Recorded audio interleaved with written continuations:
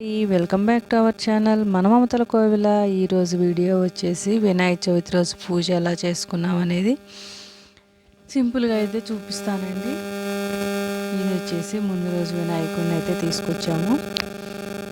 అలానే గొడుగు కూడా ఎప్పుడు తయారు చేస్తామండి. ఈసారి గొడుగు కూడా కొనుక్కొచ్చేసాను.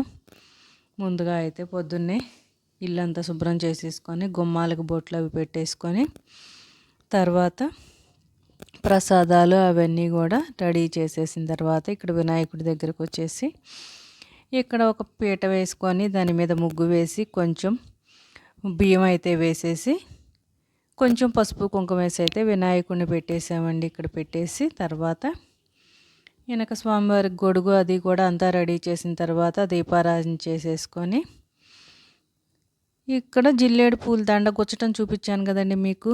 మనకి ఇంట్లోకి చిన్న వినాయకుడే కాబట్టి చిన్నగా గుచ్చేసి అలా స్వామివారికి అయితే వేసేసాను.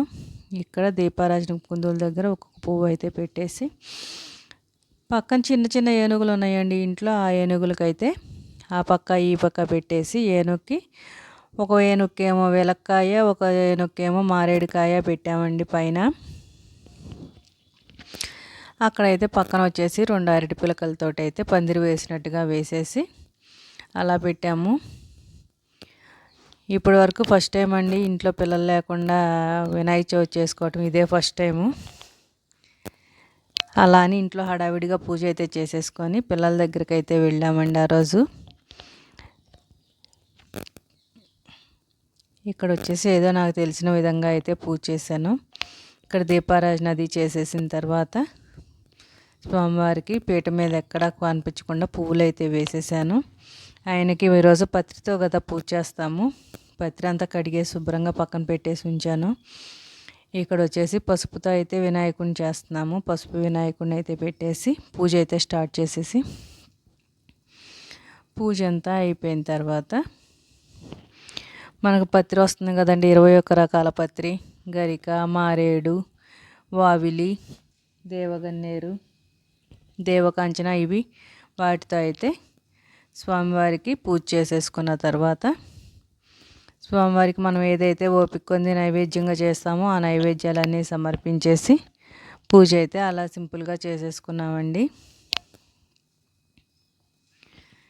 పూజ అంతా అయిపోయిన తర్వాత కొబ్బరికాయ కొట్టి చేసిన ప్రసాదాలు అయితే స్వామివారికి నైవేద్యంగా చేయించేసి తాంబూలం సమర్పించి హారతి కూడా ఇచ్చేస్తున్నాను. ఇక్కడ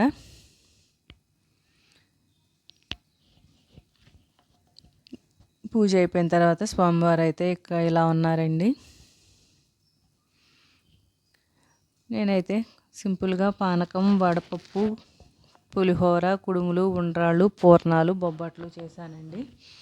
ఎలాగో పిల్లల దగ్గరికి వెళ్తున్నాం కదా, కాలేజీలో అంటే పిల్లలు కొంచెం ఎక్కువే ఉంటారు కదా అని కొంచెం ఎక్కువ క్వాంటిటీలోనే పిల్లలకు కూడా చేసుకెళ్ళాను.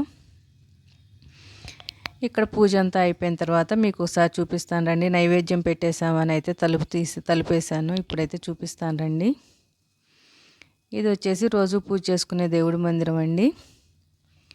ఇక్కడ వచ్చేసి స్వామివారికి గొడుగు, మనం సమర్పించిన పత్రి అంది కూడా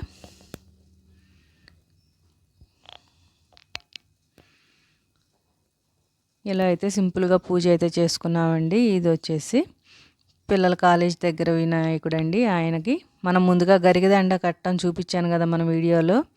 ఆ గరికదండ అయితే స్వామివారికి సమర్పించడం అయిపోయిందండి. అన్నీ రెడీ చేసిన తర్వాత ఇక్కడ కూడా మండపారాధన చేసేసి పూజ అంతా అయిపోయిన తర్వాత తీసిన వీడియో అండి ఇది.